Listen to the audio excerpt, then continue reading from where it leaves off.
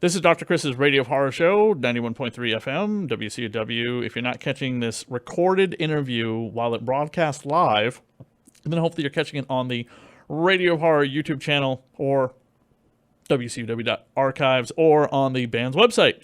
And tonight on the show, the band we have on is Cliff and Ivy, talking about Bring Us the Night, their new EP. Thank you for coming on the show with us. All right, thanks for having us. Yeah, thanks for having us. A dark punk death rock duo. How do you classify dark punk and death rock to people who don't understand what that means? I'm assuming it's like punk and rock, but it's like dark and mysterious.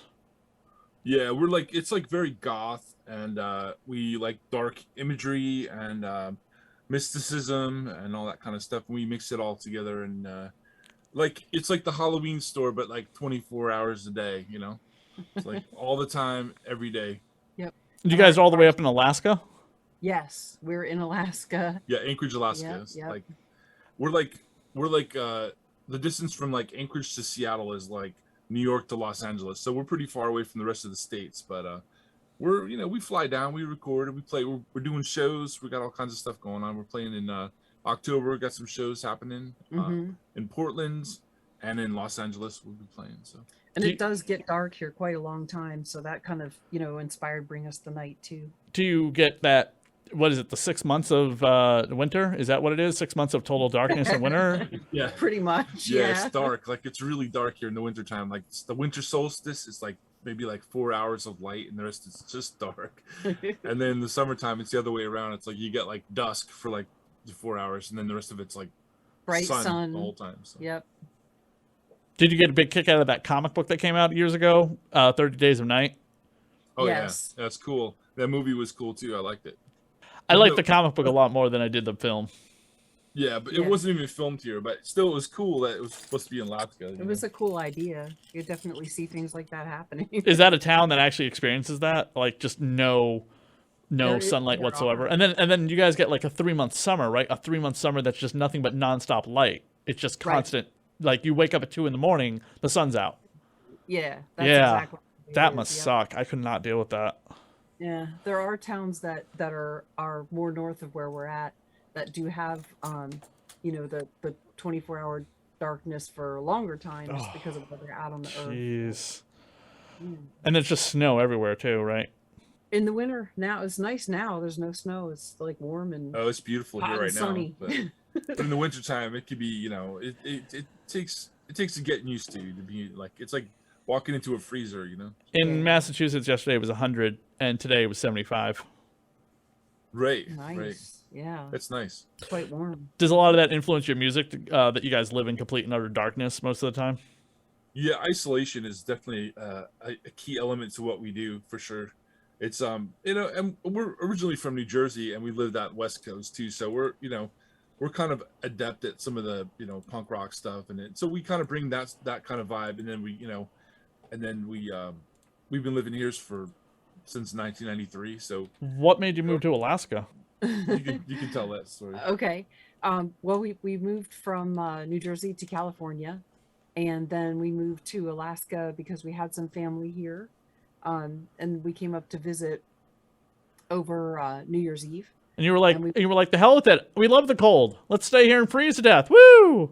It was actually kind of cool. Like we went up to a place called Circle, which had a hot spring there, and we were able to, because it's so far into a remote area, that it was so dark that we could see all the stars. And I don't know if you've ever seen a sky without like light pollution from a city, but it was pretty great. You could see all the stars, and we also saw the northern lights on that visit. So we were like, we were living in a pretty dangerous neighborhood in California and kind of battling a lot of the urban problem stuff of living and not having a lot of money and not having a lot of opportunities there. And then, we were like, let's just try it here and see how it goes, because the nature is pretty powerful. And that was pretty inspiring. So the northern lights were really incredible. So we were like, well, let's check it out. I mean, it's like a nice place to stay, and we'll try it for a little while. And then we stayed, and then we just really liked it here. It's a great quality of life, and we enjoy it. were you part of a different band prior to the duo band that you have now? Yeah, we've been in lots and lots of bands. I mean, we started out together in 1984. We started playing in hardcore punk bands in Jersey, and then we've been playing, literally been playing in bands together since 1984. So, What were the name of some of the other bands you both were with? sure, in New Jersey, we played in The Gout, Warm Love. The Gout, like that's the name of the band, like the disease gout. Yeah, yeah, The Gout. And we have like Facebook pages for all these old projects, but we're going to be releasing a bunch of like material from the projects that we've done. That some of the stuff is not was never recorded, like The Gout and Warm Love. Those were like punk bands. And then there was the Dolphin Room, which is kind of more like a garage punk, kind of a cow punk kind of vibe. And then there was Moby Dick and Lester Kudu, and those are all our Jersey bands that we were in. And then we moved to California. We had a band called Turan Soul, that was more experimental, kind of, you know, let's just leave it at that. I don't know. Yeah, it's like groovy kind of experimental stuff. And then we had a band called Parallax One, which was from like 1994 till about 2004. And that was like industrial, and we did like experimental music for art projects, like in the museum. Our first performance was actually in the Anchorage Museum. We made the music for this installation, and we did like industrial music, and we did music for theater, soundscapes. theater. Yep, music for theater, all kinds of stuff, spoken word, performance art, yeah, industrial. Some of it was like heavy metal and hardcore. So some, we within that 10 years we did a lot of different stuff under the name Parallax One. Going back to the live theater, any type of plays or productions that we would be familiar with? Mostly local stuff. We did music for a production of Macbeth. Oh, cool. That was more recent. That was Cliff and Ivy. Yeah, like with Macbeth is the Shakespeare play with the witches, right? The three witches, the three weird sisters. Yeah, okay. Yeah, we used some of our like rock music, but also we created some original music for the local production of Macbeth. That was pretty awesome. Yeah, and we also did some music for an art show, like an art installation that was happening at the college, and we made the music for the installation. It was basically like scenes that were going to be used in a horror film, by a local horror filmmaker, and they used it as an installation for this at this art gallery. And it was you can actually get it on our Bandcamp. It's called what's the name of that? It's called Totems for the Dead. Totems for the Dead. Yeah, the filmmaker had all these different props that were from the movie that he was making, and there is a local filmmaker scene here, so a couple of horror filmmakers. So we had this gallery show with music, which was kind of like this hybrid thing, so you can kind of see pretty horror, like pretty creepy stuff. And then these are really great sculptures, and it was all really well done. And yeah, it was cool. We just had a fun time doing it, and we'll definitely be doing some more. We also worked on music for a film called, what is it? Vampire Foxes from Space. Vampire Foxes from Space. That sounds like a trauma film. Yeah, it's very much in that theme of that kind of vibe, trauma. And that's it's not available online, but it has been shown at quite a few. It's toured, yeah. Quite a few international film festivals, and got good reviews. So yeah, Vampire Foxes from Space. It's pretty cool. Another Alaskan filmmaker working on that with our music in it too. Yeah. Are you both the writers of your music? Yes. Yes. Yeah, when you guys have. Yeah, we write all the music. I'm gonna play all the instruments too. write the lyrics. Well, we've worked with a full band before in the studio and live. We've done a lot of different stuff over the years, and played with a lot of live bands, and worked in the studio and recorded bands, and just done all kinds of stuff, production, and it's all been on like a DIY level, so we have our own label. We do House of Extreme Darkness is our label, and we've been releasing our own material for the most part, but We've been lucky to collaborate with folks that we yeah, also honor too. yeah, we've worked with Kramer from the band the Butthole Surfers. We've worked with Don Bowles, the drummer from the Germs. Um, Paul Rosler, he has a great studio in Los Angeles called Kitten Robot Studios, and Rick Agnew. Paul Rosler, he played in the Screamers, one of the original LA punk bands, and he also played in 45 Grave. Hmm. He played in like a million punk bands like the Adolescents and DI, and just a Hmm. great, And and Jatan Jatan Damone. Damone, both of them, Jatan and Rick, were in Christian Death, and yeah, just lots. We've been honored to be able to play with all these really talented folks, and Yeah. they've we'll write some stuff and then we'll bring it to LA, and then they'll add some more tracks to it, or we'll jam in the studio, or you know what I mean. So we've done a lot of collaborative stuff too. When you guys have multiple songs from multiple different bands, are you able to reuse those songs into the new band and new albums, or has it become a giant copyright snafu red tape freaking mess? Currently, not a problem. I don't really have any problems with that. Like, I mean, we just work on our own label right now, but I am working on some stuff right now as a producer, working on some music for another label, but I can't really talk about it yet. But it will be really great when it comes out. So Yeah, we do. We have done somewhat of redoing stuff in a new incarnation, but we mostly try to make new music for our newest project. we've got we've got the So, new Cliff and Ivy EP right now that's out. It's Bring yeah. Us the Night, and 4-song EP out on House of Extreme Darkness label.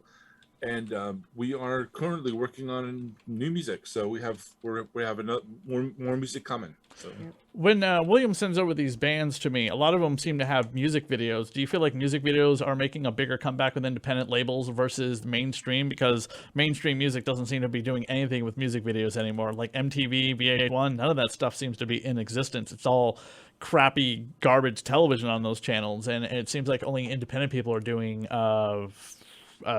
music videos.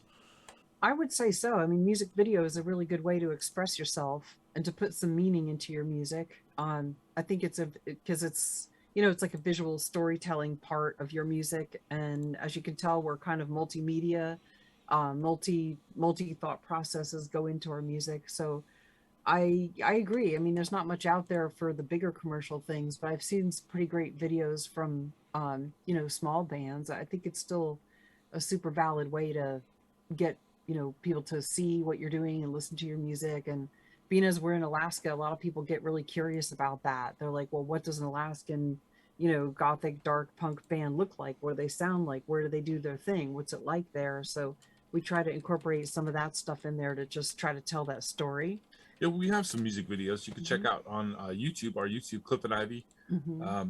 There's some pretty cool. We're actually working on a promo video for Bring Us the Night right now. So Right. we're still developing it, but we should have already put it out, but we're kind of late on the ball for this one. But we're definitely gonna be releasing a promo video for Bring Us the Night, the song, and yeah, so it's gonna be pretty cool. And if you can check out our other videos and get an idea of kind of what we just do it ourselves. We're not. Yeah, we're very DIY. It takes quite a bit of time to record it and edit it and make it look good. So that's okay. It does. We want to make it be interesting and unique and something that you don't see in other videos, not just us driving around in a car or whatever. Something different that you want to look at. We usually have some kind of moment in our videos where there's like either a horror thing happening or something that looks kind of like an act of violence or something like that. But videos Yeah. are they're huge, whether or not they're on MTV or not. There's YouTube. Everybody looks at YouTube or all those video channels and stuff. So. Yeah. Go over some of the songs in your catalog and what horror influenced them, because you talked about your influence of horror, but mention like what songs and what particular horror thing, whether it be music, TV, or movie, influenced that song. Oh wow! I'm a fan of like Hammer horror. I like those old school Christopher Lee kind of that kind of vibe. Hmm. I like that a lot. I like the creepy Dark Shadows type stuff, from back in the Yep. the 60s and the 70s, and I would say Reincarnation, the video for that has that quite a bit of that in there. we have graveyards with like the Mhm. whale bones sticking up and all that kind of stuff. That's very Alaskan. It's like Mhm. Alaskan kind of vibe. Hmm. Um, I you like know, The Wicker Man, the old movie The Wicker Man. And but which of these films like influenced what particular song is what I was asking. oh, well, In that's a good in question. terms of video, I would say Well, like and video, yeah, like what movie in particular? So you say, Cliff, you said you love the Hammer horror movies. Is there any song in particular? Because I don't have your entire catalog memorized. What song from your catalog was influenced by that any particular Hammer film? Oh, I don't have any particular like ones I can just say like, oh, it's this is a copy of whatever scene or whatever. I'm not really looking at it like that. When I create something, it's just the vibe, and I'm looking for something that's I think Reincarnation is a lot like a Hammer, yeah. with the I mean, different scenes it, in it. it could be. We also have one called In Your Hands, which is like the end. You have to wait till the end to see. I'm not going to give it away, but you have to wait till the end of the song In Your Hands, and it kind of That's like a Hammer one too. yeah, it's just unique. You have to look at it. I mean, When we were you know, doing I thought a lot about The Wicker Man, right? the old movie The Wicker Man. Yeah, with Christopher Lee and Yeah. Yeah, what's his That name was from Kill a Mockingbird? I know Christopher Lee was in there for sure. yeah. I was thinking about that in terms of the different locations, choice of location and choice of actions. But really, I mean, Cliff, you come up with a lot of the direct. You do direct a lot of the Yeah, I activity that film most of it, happens. and you direct it, but Ivy does a lot of the Mhm. editing. She's really good at that, and we're looking to do some animation too, so we're kind of excited about that. We're trying to, Like to add some drawings and get into some that 'cause hand drawing stuff in she's it. a great visual artist, and They do we all the art for the band, like the shirts and the album covers and our stuff like our that. last video we did was for this song called Om, which was out. It was out a year or A two ago, year, uh-huh. and we filmed it actually at the harp installation, which is like like an array of electromagnetic Antenna. antennas that shoot up electromagnetic energy up into the atmosphere. Mm-hmm. That was originally created by like um, scientists, and they made it for like the military used it for lots of experiments and Hmm. stuff. So there's a whole lot of conspiracy theories around it. Some people say it's not what so, some people say it's a death ray and it has all kinds of like Or it Nico- changes the weather. Nikola Tesla Mm. stuff Hmm. going on there. So if you Google HAARP, and you can Yeah, you can check see it out. the facility where we filmed it. We actually went into the facility, into the antennas, and filmed Yeah, our video. they had like a day where you could go there, and so we Hmm. went there and just filmed, and we had a good time, and um, you know Hmm. we do our thing. We bring our masks. We have like shadow masks that we wear when we It's like symbolic yeah. creatures and things like that, which you can make up your own story too. It's not, so heavy-handed that there's only one way to enjoy it. You can enjoy it your own way if you like strange horror, dark, eerie nature, subterranean influences, weird alien stuff. Mm-hmm. If that's the stuff you like, Yeah. you're gonna like us. I mean, there's a bit of fantasy involved with it. Of We try to course. make it be visually stimulating. For a low budget thing. But Oh, so the Wicker Man, by the way, it was Edward Woodward. I don't know why I thought it was Gregory Peck, but yeah, Edward Woodward, Christopher Lee, Britt Eckerd, Leslie McKay, Diana Catello, Ingrid Pitt, Lindsay I Camp, got and Britt Eklund. I Wow, know. wow. All I could say is Britt Eklund. Woo! Britt Eklund, who did she play in that movie? She was. She's It's like the been so long since tavern I've keeper's saw. daughter. It's been so long since I've seen the original because the Nicolas Cage movie is so ingrained in my head with that bear costume, and he punches that woman in the face as he runs by, Uh-huh. which is my Uh-huh. favorite part of that movie. He just knocks that witch out with one punch. Yeah, You see a guy in a bear costume punching a witch out. yeah. Speaking of a bear costume, I think that in the summertime, it's like there's this place is so, full of sunlight and flowers, and, everybody's so wholesome and whatever you want to call it. Not really, but I've been thinking about the movie Midsummer. Oh, I cannot rewatch that movie. Honestly, I was like, okay, one viewing was enough. Oh, there's a 3-hour cut? No, sorry, That not would be doing that. fun. And I don't need to rewatch this film. I saw it. I got the gist of it. I don't see as like the big like, oh, the most revolutionary film ever. And I'm like, what was the film before it with the witches? Toni Collette was in it. The Witch. Nope, nope. That was not the same filmmaker. The Witch guy went on to do The Lighthouse, but Hereditary. Oh, I haven't seen that yet. That's Believe the it or film not. that came before Midsummer. Gotcha. Yeah, and now he's doing like Sweet Tooth as a horror movie. You know what Sweet Tooth is? No. Sweet Tooth is a Vertigo DC comic book that was turned into a Netflix TV series about Oh, okay. anamorphic children, and now there's a movie coming out from Sweden, same filmmaking people. The girl with the dragon tattoo from Prometheus, she has a son that has like a lamb head. Gotcha. Yeah, Right on. and the movie's called Lamb. Right on. Yeah, so I like the old school horror stuff. You know, like the Cabinet of Dr. Caligari. And, Yeah. like, you know, Metropolis, and you know, like Super black and white, Lon awesome. Chaney. I like dramatic. the Lon Chaney stuff. Nosferatu. And Yeah, all that. Just that's really, that's the greatest. that stuff's really cool. I like the imagery. You know, those kind of vibes. They're really. Oh, of course, you know the Universal monster stuff is great. You know. Yeah. yes, always definitely for the win. Somebody I know is not a big super horror fan. She is into it. Like we watched What We Do in the Shadows the other night, and she was laughing hysterically. The wine we Right. were drinking probably helped, but overall, she said this was a solid movie. But that's a horror comedy. But she definitely likes more of the old classic horror. You know, she won't sit through Friday the 13th. You know, she's seen it, but she's just like, I'm never gonna want to watch those ever again. Right. I'll watch Jaws. You know, again, because it's a classic film, or Blade. But, you know, the slashers she hates, the Saw film she hates, the Conjuring movie she hates. Anything Right. that honestly also depicts witches in any kind of really horribly negative ways, like why she'll never go to Salem. Right. So I totally get it, and I totally understand it. Of course, I told her I'm going to be helping someone location scout for Hocus Pocus 2, which is filming here in Salem, Massachusetts. wow. So I got the side glare like... Uh-huh. Do you remember where I you researched- sleep? It's basically a very like kind of like, do you remember where you sleep? Right. You're in Salem, huh? That's awesome. No, I'm in Worcester, Massachusetts, recording you right now. I live in Framingham, Okay, Mass, okay, but gotcha. Salem is not that far. It's like an hour drive from where I live in Gotcha. Framingham. She's related to some of those witches that were. I figured this out just recently. Go ahead. Talk After the about it. the sort of recent death of my mom, I got on Ancestry.com and did the DNA testing and stuff like that. And I was able to trace back to some of the individuals accused of witchcraft in Salem.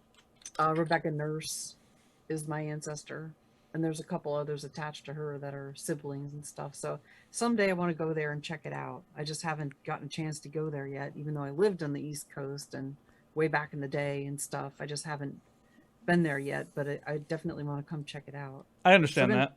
What instruments do you both play?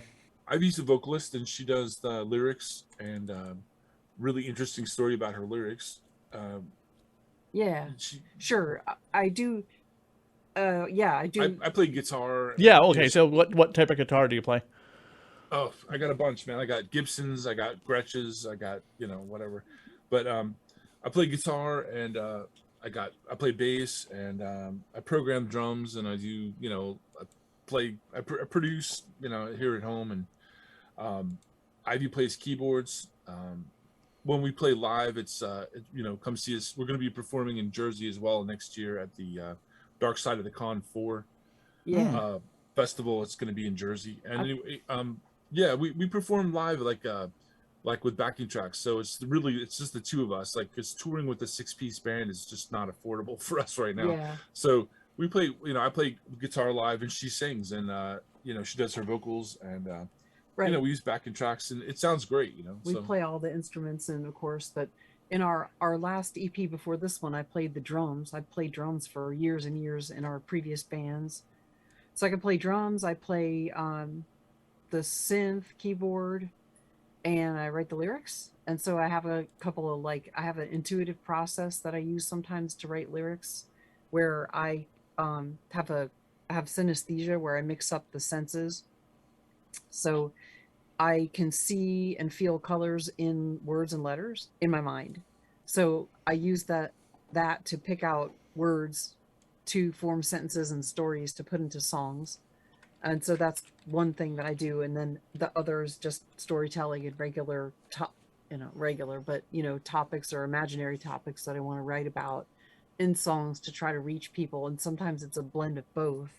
But for a long time, most of our music, I would say like the bulk of our music has lyrics that are derived from this intuitive process.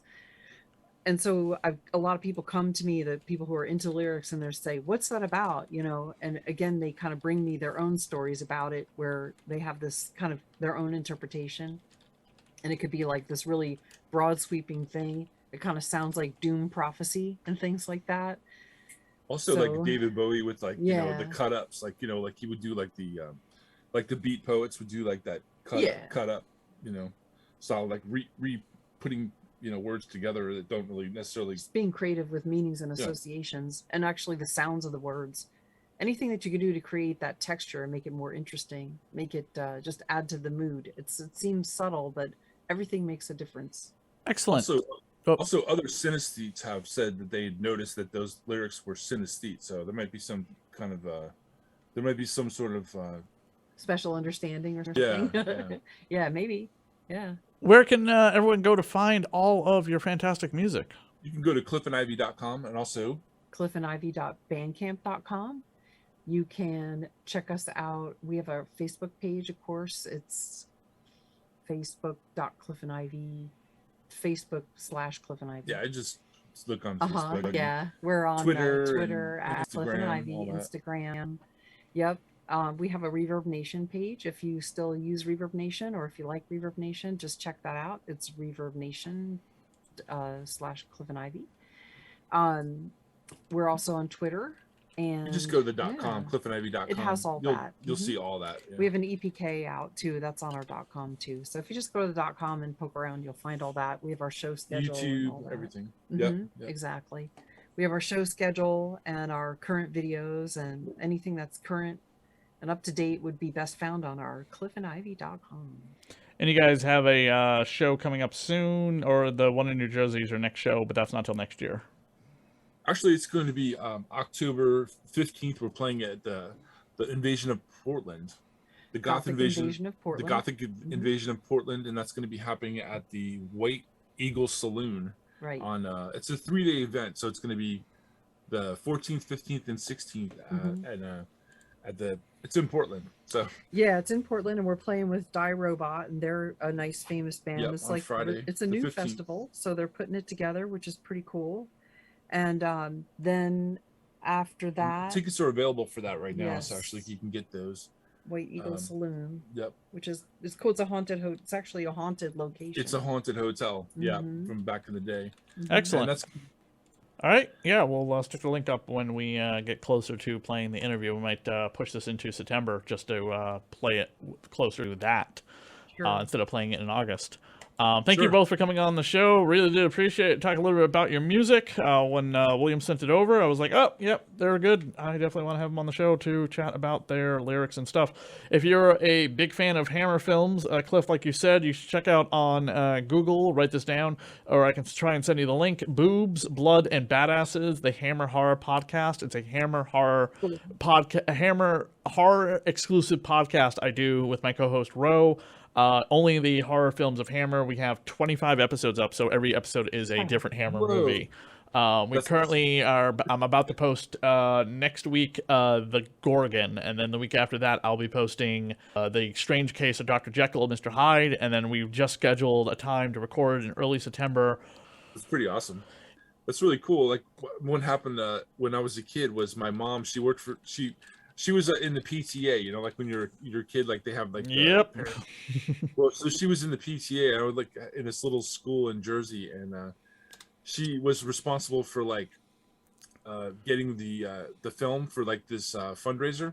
So she ended up renting a Hammer horror film, which was what was it, the Dracula Prince of Darkness, and it scared the crap out of everybody. Plus it had the tits, TNA. Yeah, I mean, well, those lesbian vampire movies do have that heavily. I mean, Very cool. Yeah. Well, thanks for having us. Yeah, definitely. And like I said, we will be broadcasting this in a week or so.